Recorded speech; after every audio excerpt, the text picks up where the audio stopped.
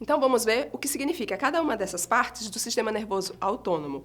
Não é o sistema nervoso simpático e que predomina em que situações? Nas situações de esforço. Por isso que nós temos aí, no slide, lutar ou fugir.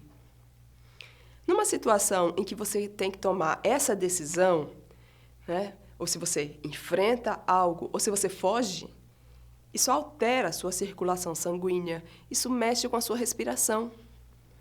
É uma atividade do sistema nervoso que predomina em situações de esforço.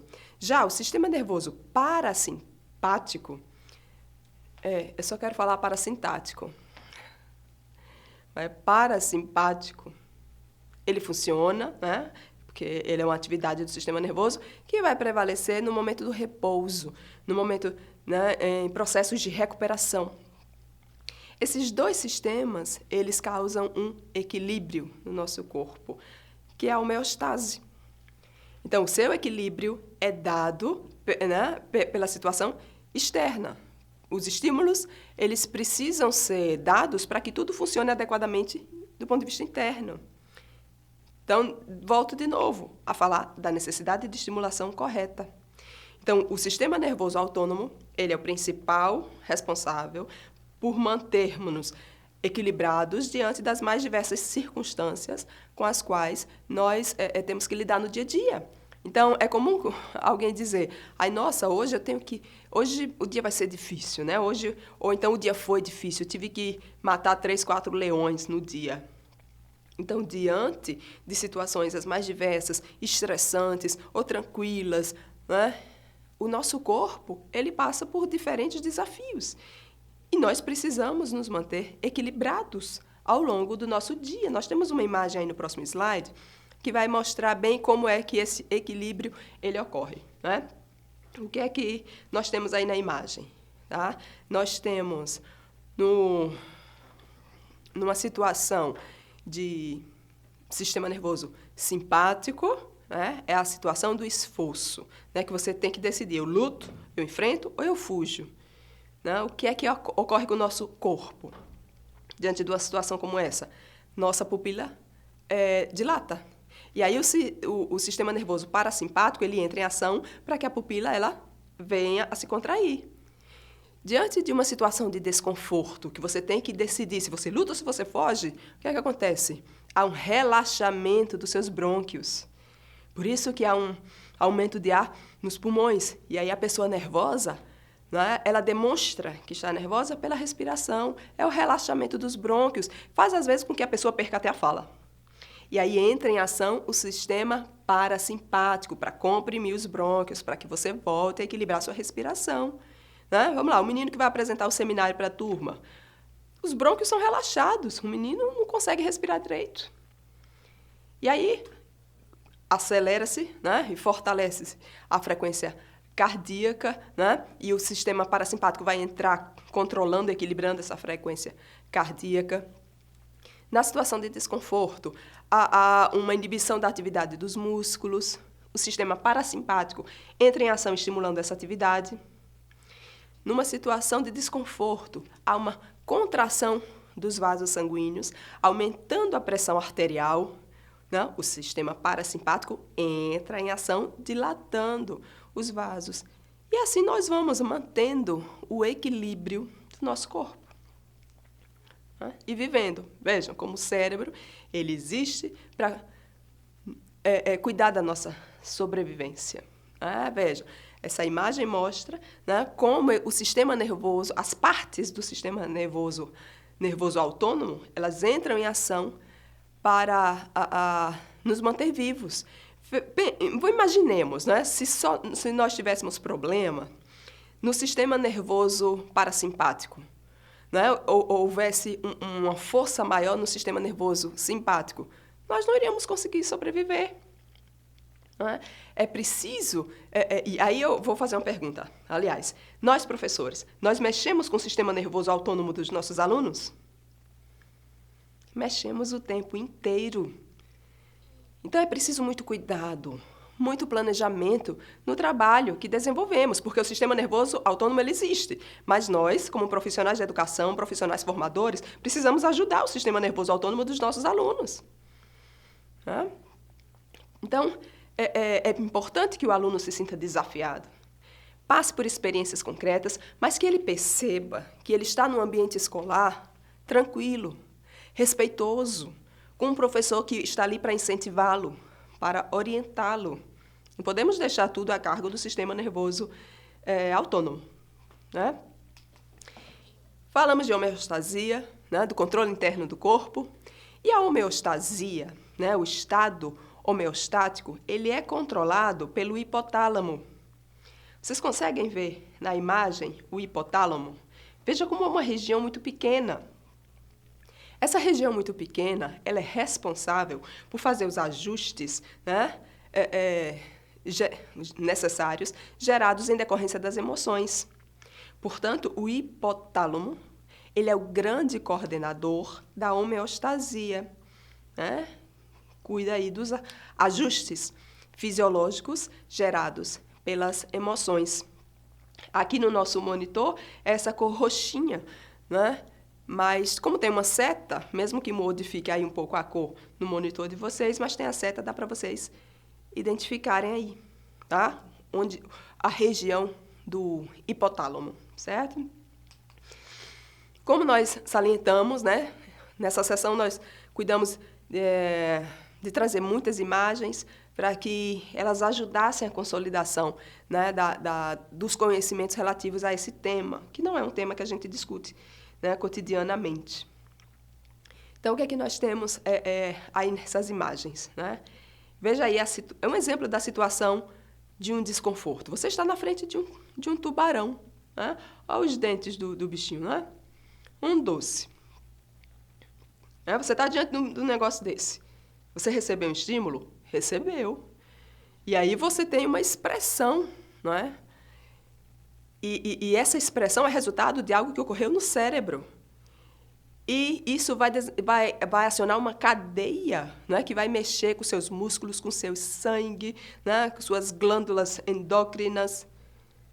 Então, há uma expressão. Você sente medo. O seu cérebro vai ter que responder a isso para te manter equilibrado e possibilitar a sua sobrevivência, certo? E tem, né, quando a gente fala de motivação do aluno, né, o aluno tem que estar motivado, tem que ter incentivo para aprender, significa dizer que nós precisamos incentivar esses alunos. E por quê? Porque no estado de motivação, o sujeito aprende mais e melhor. E o nosso cérebro, ele busca, nessa luta pela sobrevivência, a satisfação, a recompensa. Então, a busca por recompensa, isso é o estado natural do organismo do ser humano. E se eu pensar na minha sala de aula, como é que esse negócio funciona? O aluno, o que é que ele busca? Ele busca recompensa como um organismo humano que ele é. E o professor, como ser humano, ele busca também recompensa. Né? Qual é a recompensa do professor? Do professor de verdade. Não é dador de aula. É verificar que seus alunos estão aprendendo. E qual é a recompensa do aluno? Do aluno, né, é aprender e de forma tranquila para, de fato, atingir uma aprendizagem. E isso vai ocorrer ou por necessidade ou por prazer. O aluno pode ter diferentes razões, diferentes motivos. Ele pode querer aprender porque ele ama estudar, ele ama aprender, ele sente prazer pelo simples prazer de aprender. Mas outro pode ter a necessidade de aprender porque por outras e outras razões, inclusive sociais. Mas o fato é que, de uma situação para outra, isso gera uma recompensa, uma satisfação de prazer. Né? Agora, como tudo tem limite na vida, o prazer e a busca pelo prazer também tem que ter limite. Né? Então, se o sujeito não sabe qual é o limite do prazer, aí ele está com a disfunção cerebral, ele precisa de tratamento psiquiátrico. Né? Ele precisa aí reequilibrar o seu cérebro, porque tudo demais, como se diz, tudo demais sobra. Né? Então, a gente precisa estar equilibrando esse organismo na busca pelo prazer, no sentido de recompensa, de satisfação das suas necessidades. Certo? Então, quando a gente fala, né, de busca pelo prazer, a gente fala da vida humana, né? Que a vida humana, em sociedade, consiste em uma busca ininterrupta de prazer. Né?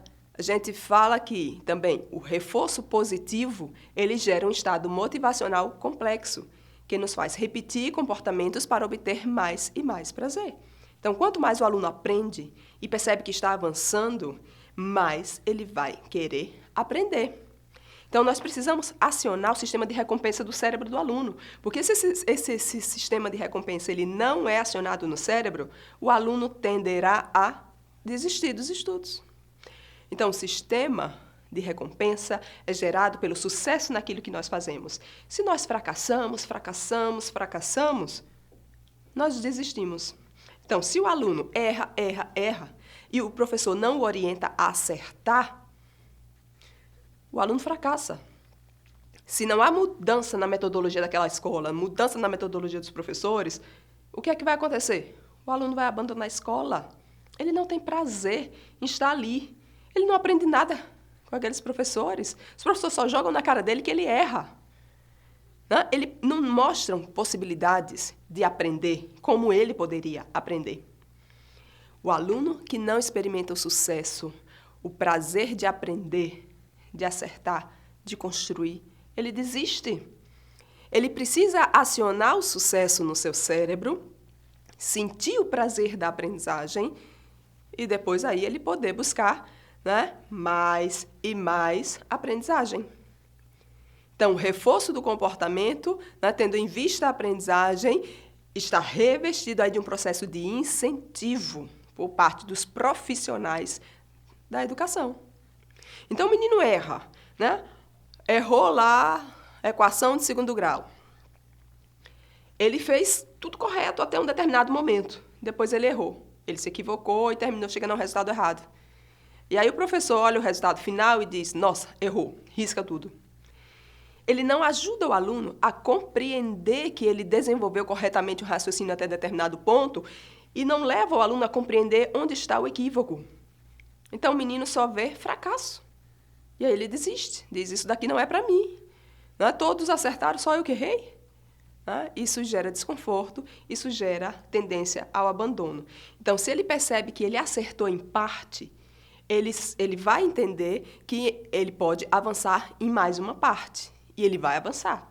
Porque ele está num ambiente propício para isso. Agora, eu não estou dizendo com isso que a gente tem que ficar elogiando o menino, fazendo festa, fazendo show pirotécnico quando o aluno acerta. Não, é bom você elogiar o menino, né? Mas não é o elogio pelo elogio que gera reforço positivo no cérebro. Não, o processo é complexo, né? Você não vai dizer, ai, que lindo, que maravilhoso, acertou, legal, 10. Não, elogio demais... A gente já tem a paciência. Mas o que você tem que fazer é elogie, saliente o sucesso. Mas mostre que o processo é mais complexo e que há um processo de raciocínio ali, que exige compreensão, né, do que foi feito, do que deixou de ser feito. Isso é incentivo para o aluno avançar. E para que isso ocorra, é preciso que executemos práticas que levem o aluno a aprofundar o conhecimento, vendo que ele é capaz. Reforço do comportamento gera aprendizagem. Essa é a noção de expectativa de prazer, né? E é a noção de expectativa de... Essa expectativa é a expectativa que, para que ela se concretize, exige que o professor possibilite, né, o trabalho com diferentes estratégias pedagógicas. Então, muitas vezes o aluno... Você não vai fazer isso individualmente com os alunos? Não, porque você não vai conseguir fazer. Mas se você consegue levar para a sala de aula atividades envolventes que façam com que o aluno execute algo, a tendência é que você vá atingindo, de fato, os alunos. Né? E aí esse reforço positivo, né, vai gerar um estado motivacional no aluno, que é um estado motivacional complexo, que vai fazer com que ele repita os comportamentos com os quais, né, ele se deparou com resultados adequados e vai, né, se afastar daqueles caminhos que levaram a ele chegar no resultado inadequado. Ele só vai tomar essa decisão e só vai aprofundar esse conhecimento se ele compreender quais foram os processos que ele seguiu. E ele não vai conseguir chegar a essa compreensão se o professor simplesmente olhar para a atividade que ele fez e disser, está certo, está errado. Não. Como eu cheguei ao acerto? Como eu cheguei ao erro? Então, muita atenção ao planejamento de ensino. Sistema mesolímbico. Quando a gente fala em prazer, a gente tem que falar no sistema mesolímbico. O que é isso? A gente fala de prazer, recompensa, mas nós precisamos ter cuidado com as disfunções. A busca exagerada pelo prazer gera dependência no sujeito, que vai precisar de tratamento psiquiátrico. Então, quando a gente fala em sistema mesolímbico, é para que a gente pense nos limites. Tudo na vida tem limites, inclusive o sistema de recompensas. Um sistema de recompensa que gera necessidade o tempo inteiro, então o sistema não está funcionando. Há uma disfunção no sistema mesolímbico. Gera problema no sujeito que precisa de intervenção médica especializada. Então, aí é importante que a gente faça uma diferença entre emoções e sentimentos. Eu sempre oriento meus alunos no estágio a cuidar para que eles afetem, que eles envolvam as emoções dos alunos em sala de aula.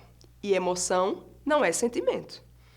As emoções, elas são sensações fisiológicas, que são decorrentes de estímulos. Sentimentos, não. Sentimento é outra coisa. É outra coisa que nós sentimos. Tá? Mas vamos adiante para que isso fique mais claro. Vamos a alguns exemplos. Inclusive de emoções. Emoções nas aulas. As aulas precisam emocionar os alunos. Né? E aí eu pergunto, professor, suas aulas estão sendo emocionantes? Né? Os alunos estão sendo, de alguma forma, afetados na aula? Isso no sentido da aprendizagem, né? Da aula. Né? O menino fica feliz, o menino fica triste. Né? Ele tem que ficar, de alguma forma. Não é ficar triste porque a aula foi um terror. Né? Não foi aula, foi qualquer outra coisa menos aula. Não, ele pode ficar triste na sua aula. Por quê? Porque a sua aula provocou nele uma descoberta, né, que levou ele a um processo de desilusão. Ele estava iludido. Isso ocorre muito nas aulas de história. Né? O aluno tem uma imagem sobre um determinado, né, sujeito ou determinada civilização e descobre coisas que ele não imaginava. E aí ele fica triste, porque ele fica tocado, afetado, chocado com aquilo que ele descobriu. Né? Ou seja, você consegue mexer com a cognição e com a emoção do aluno. E isso provoca alterações, mudanças fisiológicas. Né? E como é que eu faço isso na minha aula? Ora, eu posso começar a minha aula com algo que cause espanto no aluno. Isso estimula a atenção, isso estimula a concentração. E é importante que a gente cuide disso ao longo da aula. Você não vai ficar 50 minutos, 2 horas, 3 horas a manhã inteira estimulando as emoções dos alunos. Não, não é isso. Mas você precisa, em algum momento do processo, mexer com as emoções com os alunos, para que isso se torne algo quase que natural do processo ensino-aprendizagem. Certo? Por quê? Porque se você não faz isso, em algum momento da aula, né, por algum problema, alguma fragilidade da aula, o aluno vai dispersar. E tem aluno que, uma vez, né, disperso na aula, ele não retorna mais a essa aula. Então, é preciso que a gente cuide disso, e a gente pode cuidar disso já no planejamento. Por exemplo, quando a gente planeja a aula, a gente pode planejar questões norteadoras. Por quê? Porque elas nos forçam, como alunos, a pensar nos conhecimentos que já possuímos. Isso trabalha, gente, isso mexe com a memória afetiva do aluno. Um outro exemplo, vamos colocar isso no concreto. Né?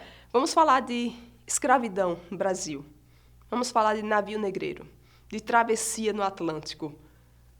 Ora, é um tema denso. Começa a aula mostrando uma imagem de vômitos, fezes, né? Urina. Isso vai causar espanto para o aluno. Vai olhar para aquilo e vai dizer, isso daqui na aula de história? O que é isso? O que está acontecendo aqui? Então, esse espanto ele vai mobilizar os alunos para aquilo que vai ser trabalhado na sequência. E aí o professor vai, na sequência, explicando o lugar disso no navio negreiro. Como era a travessia? a captura dos africanos, a chegada no hoje chamado de Brasil. Como era o tratamento a que aqueles seres humanos eram submetidos, né, séculos atrás, e por que, na visão do traficante e outros envolvidos com o comércio de seres humanos, aquilo dali não era problema. Né? Então, e aí você vai detalhar mais, né? Não vou dar aula aqui sobre escravidão e tráfico de escravos africanos, né, escravizados. Aqui é só um exemplo, né? Um exemplo para que fique claro que, ao falar daquele tema, o aluno vai buscar no seu repertório, na sua memória, e vai fazer aquela associação. E essas associações que mexem com as emoções vai potencializar no aluno, né, vai abrir áreas no cérebro do aluno para que ele aprofunde aquele conhecimento com o qual ele está se deparando mais uma vez. Então, ou seja, o espanto é uma forma de você mobilizar emoções. Tá? Um outro exemplo de mobilização de emoções para aprendizagem é você orientar os alunos em uma atividade prática de um aluno explicar para o outro aquilo que foi trabalhado na aula. Porque muitas vezes nós explicamos determinado conteúdo, conceito para o aluno e o aluno não entende. E aí vem um outro colega e explica para o aluno e ele entende. Uma questão de linguagem, às vezes de relação, de empatia, né, ou de concentração momentânea, mas o fato é que aquele que explica aprende mais e aquele que recebe, tem acesso à explicação, tem a possibilidade de uma experiência diferenciada em sala de aula e que vai levá-lo à aprendizagem. Um outro exemplo, né, a mudança do cenário em sala de aula. Então, tem menino que entra na sala de aula e você sabe, na primeira cadeira da fila 2, é fulana que senta e ela senta ali o ano inteiro. E assim tantos outros. Então, você chega 5 minutos antes e remarque os lugares. Então, você chega na sala de aula e diz, eu vou sentar aqui. Não, você não vai sentar aí. Hoje você vai sentar lá. Isso daí já provocou a pessoa em termos de emoções e vai mobilizá-lo de uma forma diferente para a aula. Então, são ajustes, ações simples que você não vai fazer a toque de caixa. Você planeja isso. Planeja para que, de fato, funcione. Né? Claro, nem tudo vai funcionar. Sala de aula, nós não trabalhamos com máquinas, nós trabalhamos com seres humanos. Mas é preciso que você lance mão de diferentes estratégias para provocar, mobilizar o sujeito para a aprendizagem. Isso envolve mexer com as emoções. Tá? Então, sempre trabalhar diferentes estratégias, atentas à relevância, significado e constância. Esses são 3 ingredientes necessários para que o cérebro não descarte as informações com que eles têm contato. Isso lembrando as áreas sensoriais do cérebro de apropriação das informações.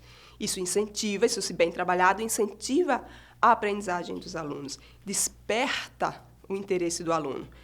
Veja só, se eu vou trabalhar determinado conteúdo que ocupa 20 páginas do livro didático, eu preciso trabalhar aquele conteúdo, né, atento ao significado, à relevância e à constância.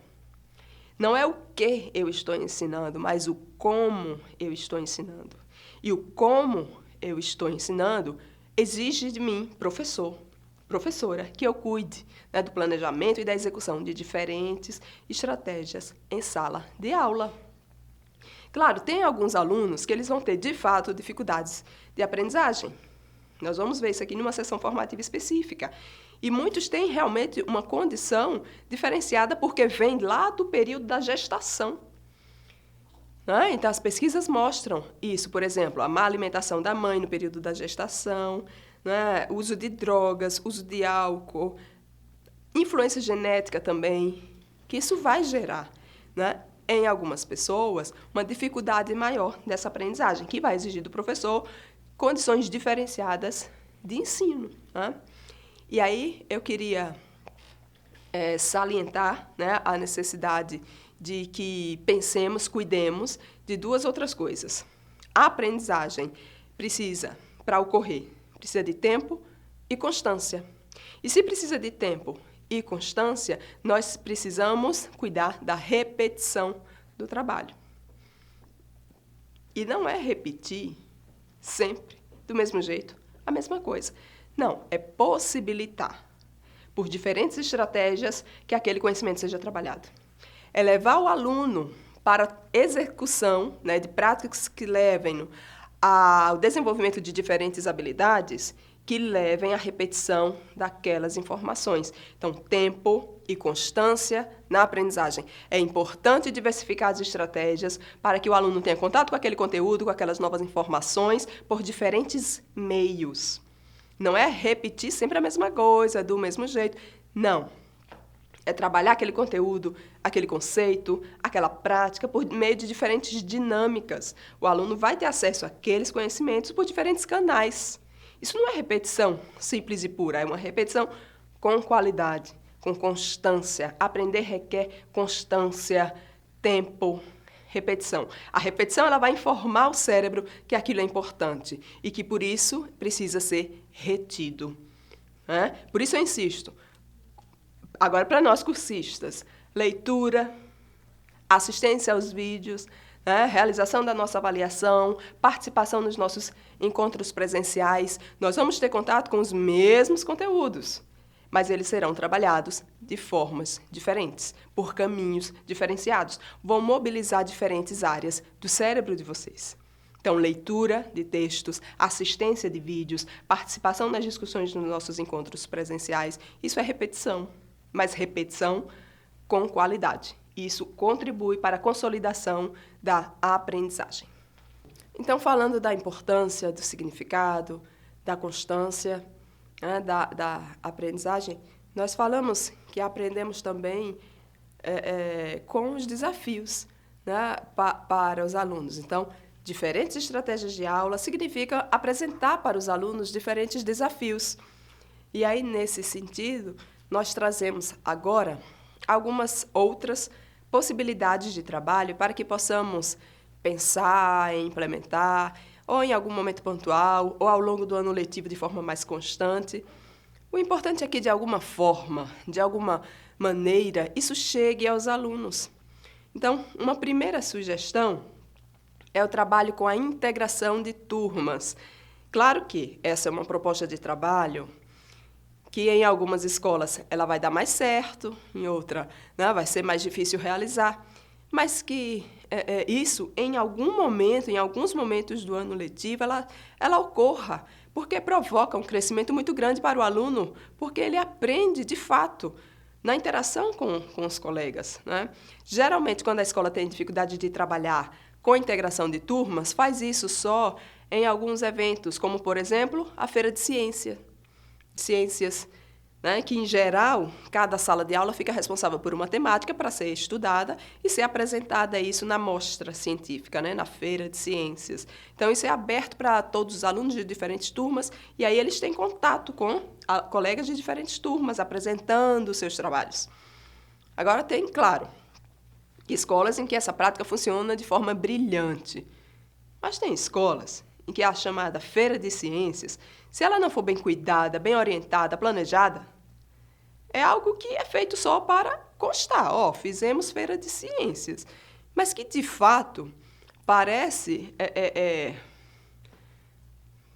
outra coisa, né? Menos Feira de Ciências. O conhecimento, né, científico, os princípios do conhecimento científico passaram, longe, vira qualquer outra coisa, menos Feira de Ciências. Tá? Então, é preciso planejar. Né? E aí vamos ver o que é que nós temos na nossa escola, né? O que nós temos em termos de produção de material, né? De acervo, à disposição dos professores para participarem, para que planejem, de fato, momentos significativos de integração de turmas. E é importante que isso ocorra da forma mais constante possível na instituição de ensino, a integração de turmas. Repito, isso não vai ser feito a toque de caixa. Semana que vem vamos fazer uma experiência de integração de turmas? Não vai funcionar. É preciso planejar adequadamente, cuidar da ambientação, né, da orientação para cada turma, específica para cada turma, porque elas são diferentes. Então, é preciso que as turmas sejam preparadas, e isso requer tempo. E tempo é planejamento, né? Muitas vezes nós demoramos mais planejando determinada ação docente do que executando, né? Porque o planejamento ele requer uma preparação muito cuidada do professor. E uma outra possibilidade, acho que eu até já comentei, né? É a disposição das carteiras. A mudança na disposição ou na identificação, ela provoca impacto em alguns alunos, né? Então, fulano que sentava na primeira cadeira da primeira fila da esquerda da sala, ela vai sentar na quarta cadeira da terceira fila, que é a fila do meio. Então, isso vai mexer com as emoções da pessoa, né? Do aluno. E cada um vai responder, mas vai responder emocionalmente aquela situação, aquela nova situação. Isso vai mobilizar o sujeito de uma forma diferente para aquela aula. Agora, é claro, não vai fazer isso, né? Não vai ter todo esse trabalho também para não mudar uma vírgula no restante da sua aula. Né? Porque não é porque você mudou o menino de lugar da cadeira, de uma cadeira para outra, que a magia da aprendizagem ela vai ocorrer. Isso é só uma sugestão, né, para a mobilização das emoções dos alunos. E, claro, pensando na disposição das carteiras, tem outras tantas formas de organização da sala de aula. Tem a forma de círculo, por exemplo, que eu particularmente não gosto, né, na educação básica. Eu prefiro o formato em U, né, porque você não fecha o círculo. Você consegue fazer com que todos se vejam, né, com as cadeiras alinhadas em U, mas um espaço entre as cadeiras fica aberto. Né? Eu acho que para a mobilidade dos sujeitos, né, e pelo menos em sala de aula de educação básica, como eu me movimentava demais, não é como aqui na gravação, não, que a gente tem que ficar parado durante as 4 horas. Não. Né? Eu me mexia muito, circulava muito, então o formato de U funcionava muito bem. Mas cada sala de aula, cada formato, cada escola, cada professor vai definir. O que importa é que defina um novo formato, que cause impacto, que mobilize os alunos. E isso tenha um encadeamento com mudanças na aula. Não adianta mudar os meninos de lugar e esperar que, né, o milagre, né, em busca do milagre, ocorra. Não. É preciso que façamos mudança na estrutura física, mas que isso esteja associado a uma mudança no como eu coordeno a minha aula. Não é o quê? É o como a aula ocorre. E quando nós falamos em mudanças, das estratégias do trabalho do professor, a gente fala isso sempre com atenção a que isso tenha sentido para o aluno. Porque motivação é algo interno do sujeito. Ele precisa ter motivo para aprender aquilo, ter razão para aprender aquilo. Quem vai fazer isso para o menino? O aluno. É ele mesmo. Tá? Agora, não é porque motivação é um processo interno do aluno que o professor vai simplesmente lavar as mãos e dizer, motive-se. Não. O professor precisa cuidar do ambiente em que ele trabalha e do seu público. E como é que ele faz isso? Sendo um incentivador. É por meio do incentivo que nós vamos possibilitar, são possibilidades, para que o aluno se motive. Né?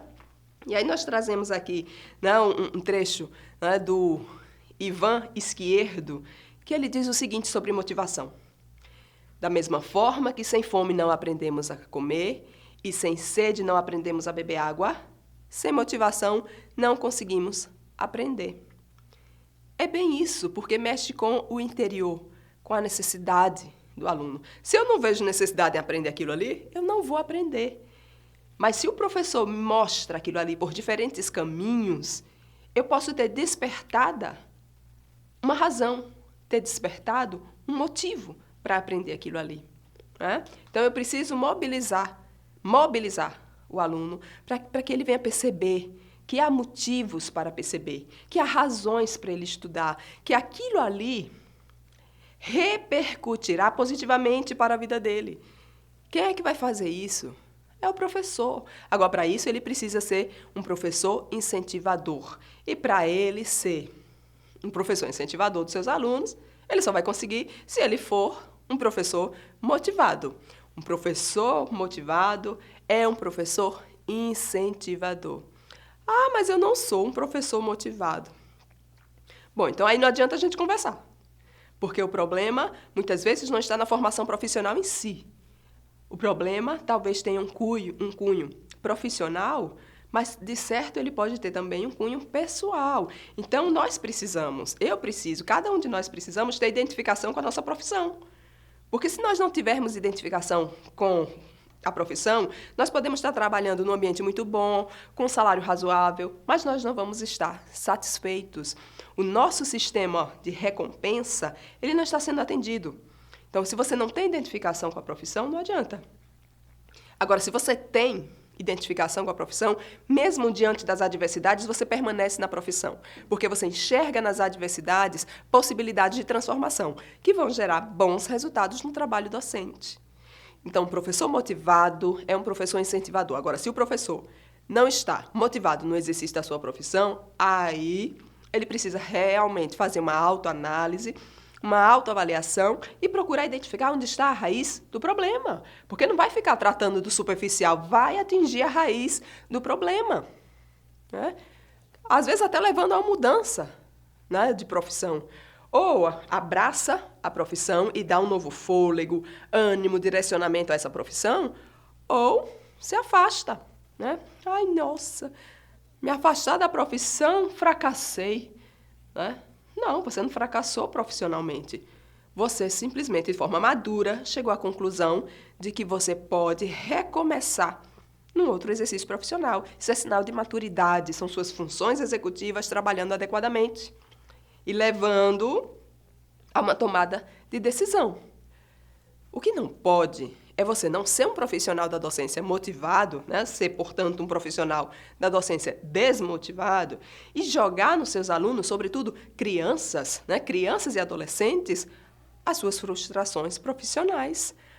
Não, isso chega a ser criminoso. Por quê? Porque a repercussão daquilo na vida das crianças e adolescentes pode ser devastadora. As consequências podem ser devastadoras. Então, o professor motivado... Não, aí o professor motivado não, ele é um professor incentivador. Por quê? Porque ele usa os problemas que aparecem no caminho como pontos de partida para a resolução de novas questões. E aí nós trazemos nesse slide 47 um vídeo bem curtinho, tá? É um trecho apenas, da fala da professora Rita Pierson, tá? Intitulado Toda Criança Precisa de um Professor Campeão, que é, na verdade, o professor motivado, que é o professor incentivador do desenvolvimento dos seus alunos. Eu vou pedir para Marinho rodar o vídeo, tá? E a gente volta aí para finalzinho já da nossa sessão, tá?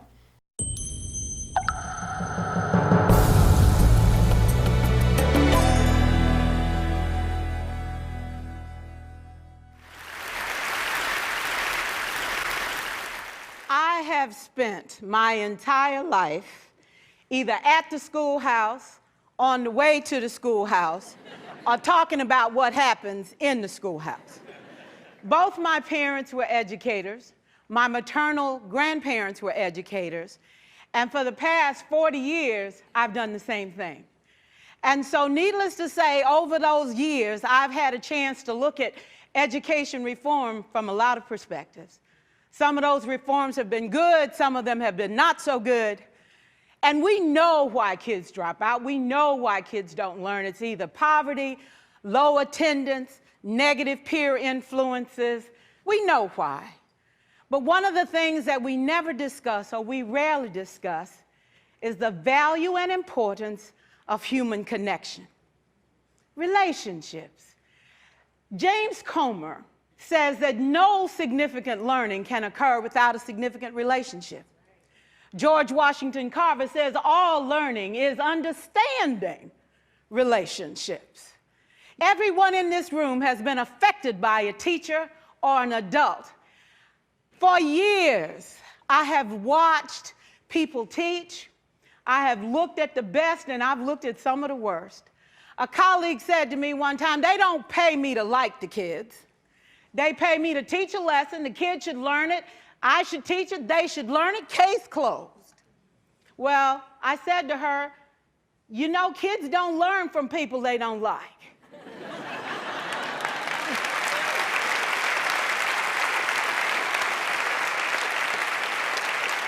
She said, that's just a bunch of hooey. And I said to her, well, your year is going to be long and arduous, dear. Needless to say, it was. Some people think that you can either have it in you to build a relationship or you don't.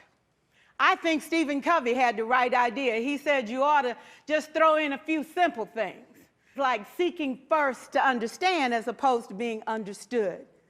Simple things like apologizing. You ever thought about that? Tell a kid you're sorry, they're in shock. I taught a lesson once on ratios. I'm not real good with math, but I was working on it. And I got back and looked at that teacher edition. I taught the whole lesson wrong. So I came back to class the next day and I said, look, guys, I need to apologize. I taught the whole lesson wrong. I'm so sorry. They said, that's okay, Miss Pearson. You were so excited. We just let you go.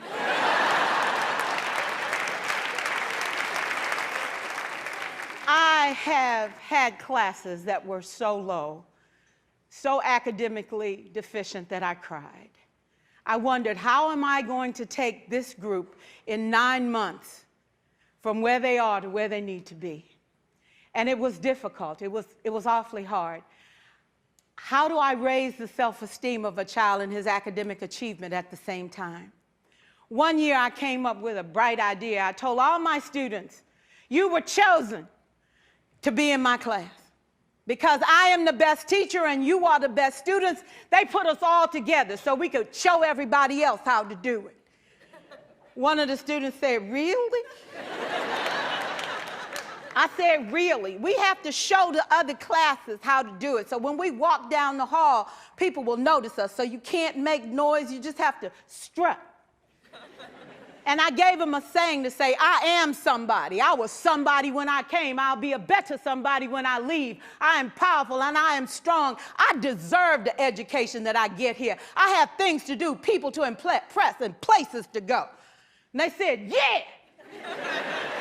You say it long enough, it starts to be a part of you. And so,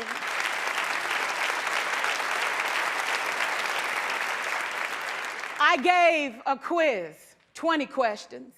Student missed 18. I put a +2 on this paper and a big smiley face. He said, Miss Pearson, is this an F? I said, yes. He said, then why'd you put a smiley face? I said, because you on the roll. You got 2 right, you didn't miss them all. I said, and when we review this, won't you do better? He said, yes, ma'am, I can do better. You see, -18 sucks all the life out of you. +2 said, I ain't all bad.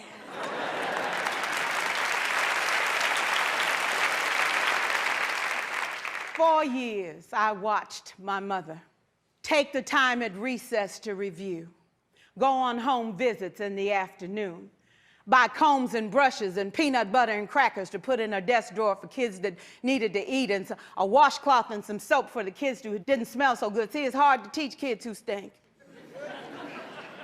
And kids can be cruel. And so she kept those things in her desk, and years later, after she retired, I watched some of those same kids come through and say to her, you know, Miss Walker, you made a difference in my life. You made it work for me. You made me feel like I was somebody when I knew at the bottom I wasn't. And I want you to just see what I've become. And when my mama died 2 years ago at 92, there were so many former students at her funeral. It brought tears to my eyes, not because she was gone, but because she left a legacy of relationships that could never disappear. Can we stand to have more relationships? Absolutely. Will you like all your children? Of course not. And you know your toughest kids are never absent. Never. You won't like them all, and the tough ones show up for a reason. It's the connection, it's the relationships. And while you won't like them all, the key is they can never, ever know it. So teachers become great actors and great actresses, and we come to work when we don't feel like it, and we listen to policy that doesn't make sense, and we teach anyway. We teach anyway because that's what we do. Teaching and learning should bring joy.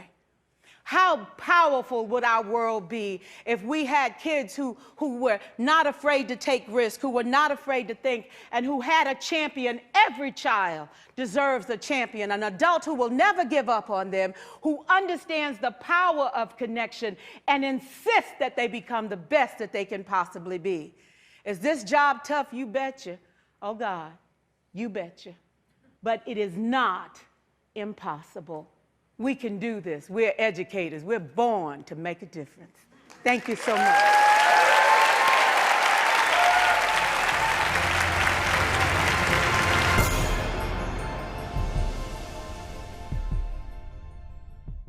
Espero que tenham gostado do vídeo, da fala da professora Rita Persson. Tá? Quando falamos de incentivo, portanto, falamos de algo que vem de fora. Motivação vem de dentro. O incentivo vem de fora. Então, o professor ele poderá, sim, incentivar os seus alunos. Ser para os seus alunos um professor campeão. Quando falamos de motivação, repetindo, falamos de algo que vem do interior de cada um.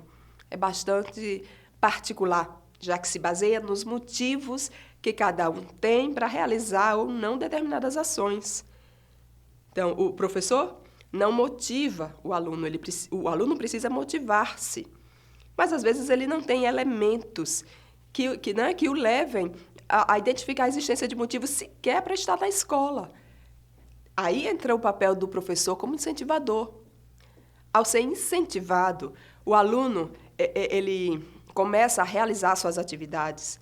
E essa realização e os frutos dessa realização podem alimentar a motivação do aluno, gerando o prazer, o despertar para o significado que aquela atividade poderá gerar. Então, são coisas diferentes. São diferentes? São. Incentivo e motivação. Mas elas andam juntas. São coisas que andam juntas. Então, como eu, como professor, como professora, posso ser um incentivadora do meu aluno? Ora, eu preciso começar demonstrando que eu sou motivado. Então, eu sou um professor motivado? Sou. Mas aí eu concentro minha aula expositiva para os meus alunos de 10 anos de idade, sigo ininterruptamente, nem sequer abro espaço para perguntas. Então, como é que eu sou professora motivada? Como é que eu sou professor motivador? Não. A motivação, ela começa no cuidado que eu tenho no meu planejamento, o cuidado que eu tenho com a minha formação continuada, no retorno que eu dou ao meu aluno sobre o processo de aprendizagem dele. O elogio ao avanço dos meus alunos. Não é o elogio pelo elogio, porque o elogio pelo elogio enche a paciência. Mas é o elogio associado à busca do aprofundamento dos processos de aprendizagem. A busca minha busca pela edificação das minhas estratégias docentes. Isso é demonstração de motivação. E eu demonstro para o meu aluno também que eu sou um professor motivado quando eu paro de reclamar e dou um passo adiante buscando resolver problemas. Ou seja, quando eu entro em sala de aula e faço o que eu deveria fazer, e o que é que eu deveria fazer? Coordenar com competência técnica, teórica e política o processo de ensino-aprendizagem. E nesse processo, eu tenho que considerar situações de aprendizagem que levam o aluno a aprender de forma ampla. Não é só aprender conteúdo pelo conteúdo. Não, é aprendizagem de forma ampla, relacional, para a vida do sujeito. Ou seja, aprendizagem de conteúdos contextualizados, de práticas contextualizadas. Enfim, se o professor vai para a sala de aula e não faz o que deveria ser feito, ele não é um professor, muito menos um incentivador, né? E o que ele é? Eu vou pedir licença, agora vou cometer uma... Ele é um criminoso, né? Esse profissional está cometendo crime de responsabilidade. Ele está investido de uma responsabilidade e não está cumprindo essa responsabilidade. Então, ele está incorrendo num crime de responsabilidade, né?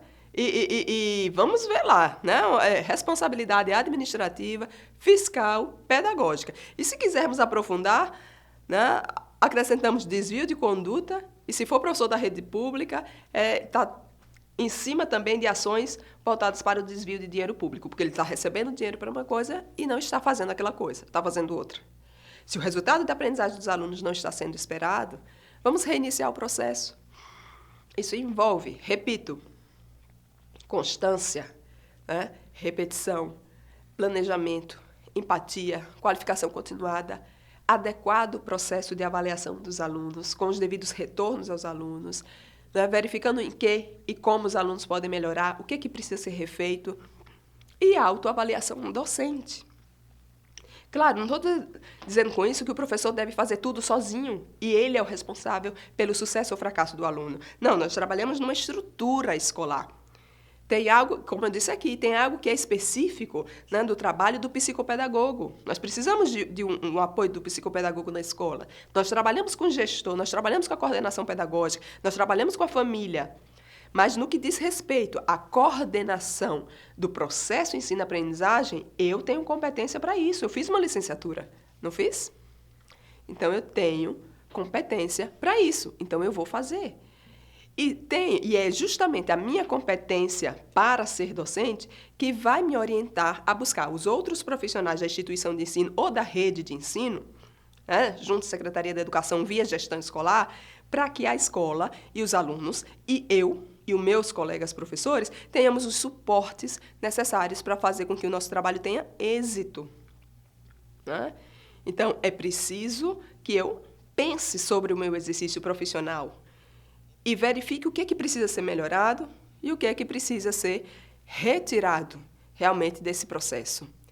E isso eu falo, né, com cuidado em relação aos colegas docentes, porque não é possível, gente, passar 5, 10, 15, 30 anos no exercício profissional sem ter o nosso sistema de recompensa, né, no cérebro alimentado. Então, nós estamos atrapalhando a nossa vivência em termos de satisfação, de recompensa, em termos de prazer, em termos de sistema nervoso autônomo, né, de sistema nervoso, e acabando com a vida dos alunos. Então, para quê que nós vamos continuar nessa experiência? Não é? Então, é preciso que façamos com que as nossas funções executivas, de fato, né, funcionem, levando-nos a analisar a situação profissional em que nos encontramos, para chegarmos a uma tomada de decisão, né? Ou é lutar ou é fugir. E aí, nessa decisão, traçarmos as ações que precisam ser traçadas. Aí, mas alguém pode dizer, mas falar é fácil, né? Falar é fácil, né? Não, eu falo com conhecimento de causa. Eu sou professora desde o ano 2000. Mas a minha trajetória profissional não começou na docência, né? Começou numa outra área que não tinha nada a ver, começou lá na contabilidade, né? Então, contabilidade, né? Trabalhar em banco, trabalhar com instituição financeira, não sei quantos anos, né? E amava aquilo ali, no início da carreira. Amava estar no banco, trabalhando, né, com aquelas pessoas, era uma outra área. Mas, a partir do momento, ali naquelas vivências, depois de não sei quantos anos, eu disse, não, isso daqui não está mais me dando satisfação. Vou buscar outra coisa, vou experimentar outra coisa. E aí, não, vamos lá, vamos fazer um curso superior, né, de uma outra área. Que área? Matemática? História? Né? Amava também e amo ainda matemática, mas matemática me associava muito àquela experiência na vida financeira daquela instituição bancária. Então, não, eu quero algo diferente, experimentar o diferente. E experimentamos história. E fomos nos identificando a tal ponto que decidimos mudar de profissão, mudar de área. E nessa trajetória já vamos aí em 19 anos. Foi uma mudança, foi uma tomada de decisão. Foi fácil? Não. Exigiu esforço, exigiu ação, exigiu fazer uma outra formação. Enfrentar uma universidade para fazer um curso que não tinha nada a ver com aquilo que eu desenvolvia no meu exercício profissional, né? Então, é um esforço que a gente faz, mas para buscar outros caminhos possíveis. Vamos alimentando aí o nosso sistema de recompensa, sempre se autoavaliando, buscando identificar aquilo que a gente gosta com aquilo que a gente não se identifica, para tomar as decisões mais maduras. Ou então, se deparar com as diferentes experiências para chegar à conclusão de que não, foi apenas um mal-estar e eu posso rever as minhas práticas nesse exercício profissional em que eu estou hoje, há 5, 10, 15 anos, e o que eu preciso é mexer com o meu exercício profissional, rever as minhas práticas, melhorar o retorno do meu trabalho junto ao meu público. E é um público eminentemente infantil e de adolescentes. A maior parte do nosso público de educação básica é formado por crianças, é formado por adolescentes, né? E é um momento em que o cérebro está amadurecendo. Lembre-se, amadurecimento e formação das funções executivas, elas se concretizam entre os 20 e 25 anos. Por isso, cuidado, e por isso eu falo tanto em crianças e adolescentes. Porque é um momento em que as janelas de oportunidade de desenvolvimento, né, das conexões neurais, elas estão se formando e nós precisamos cuidar. Porque nós não apenas ensinamos e ponto, nós modificamos as estruturas cerebrais dos nossos alunos. E nós precisamos fazer isso tendo conhecimento da área em que nós estamos. E a neurociência, como nós vimos, ela empodera o professor. Porque não basta também termos conhecimento daquilo que nós fazemos. Nós precisamos, lembrem-se, demonstrar aquilo que nós defendemos, acreditamos e que sabemos que deve ser desenvolvido no exercício da profissão. E nós não lidamos só com o aluno, lidamos com o coordenador, com o gestor da escola, com o secretário de educação, com o pai do aluno. E precisamos nos fazer compreender diante de toda essa diversidade que forma o público com o qual nós lidamos, com o qual nós trabalhamos. Claro, o principal são os alunos, mas nós lidamos com a comunidade escolar, que é formada pelos representantes desses alunos. Nós lidamos com autoridades da educação e precisamos nos pronunciar sobre o trabalho que desenvolvemos. E a neurociência é mais uma área de pesquisa que nos ajuda a compreender e a lidar com o desafio que nós temos cotidianamente em sala de aula. E nos dá conhecimentos para além da sala de aula. Nos ajuda a pensar sobre nós mesmos, como pessoas, como seres humanos e como profissionais. Então, avançando aqui para a gente encerrar a sessão, né, nós trazemos aqui uma citação, né, de Leslie Hert, que diz o seguinte: ensinar sem levar em conta o funcionamento do cérebro seria como tentar desenhar uma luva sem considerar a existência da mão. Ou seja, reforça aquilo que eu acabei de dizer, né? Estudar sobre neurociência nos leva a ter uma dimensão do funcionamento, né, cerebral, leva um conhecimento sobre a dimensão humana, né, do viver, do aprender, do sobreviver, do enfrentar desafios. Então, nos dá condições de compreender para além do processo ensino-aprendizagem. Nos leva à compreensão de nós mesmos, como seres humanos, como pessoas e como profissionais.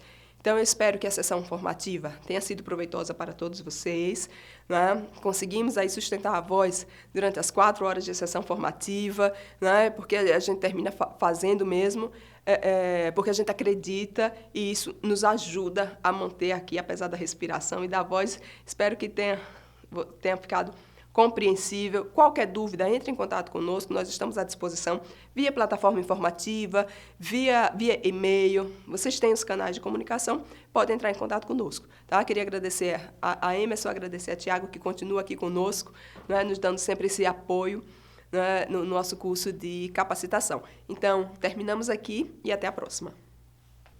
Bom, essa foi a nossa 7ª sessão de estudos do curso e queremos dizer que, a qualquer dúvida, vocês podem entrar em contato conosco pela nossa plataforma informativa e pelo e-mail do curso que vocês já conhecem. Então, é isso.